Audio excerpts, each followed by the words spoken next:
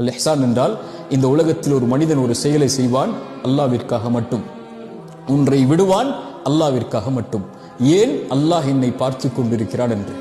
அவன் அல்லாஹ்விடத்திலும் படைப்புகளிடத்திலும் எல்லா விஷயத்திலும் அழகிய முறையில் நடந்து கொள்வான் அல்லாஹ்விற்காக மட்டும். தன் பெற்றோருக்கு பணிவிடை செய்வான் அல்லாஹ்விற்காக மட்டும். குழந்தைகளுக்கு உணவளிப்பான் அல்லாஹ்விற்காக மட்டும். தன் மனைவியிடத்தில் நல்ல முறையில் நடந்து கொள்வான் அல்லாஹ்விற்காக மட்டும். ஏழைகளுக்கு உணவளிப்பான் அல்லாஹ்விற்காக மட்டும். பொய் பேசுவதிலிருந்து விலகிக் கொள்வான் அல்லாஹ்விற்காக மட்டும். புறம் பேசுவதிலிருந்து விலகிக் கொள்வான் அல்லாஹ்விற்காக மட்டும். கோபங்களை கைவிடுவான் அல்லாஹ்விற்காக மட்டும். பிறருடைய குறையை குறித்து பேசாமல் தன்னை பாதுகாத்துக் கொள்வான் அல்லாஹ்விற்காக மட்டும். தொழுவான் அல்லாஹ்விற்காக மட்டும். அல்லாஹ் பாவங்களிலிருந்து விலகிக் கொள்வான் அல்லாஹ்விற்காக மட்டும். ஏன்? அல்லாஹ் என்னை பார்க்கிறான் என்ற எண்ணத்தில். இதான் இஹ்சான். இன்னும் வார்த்தைகளில் அடுக்கிக் கொண்டே போகலாம்.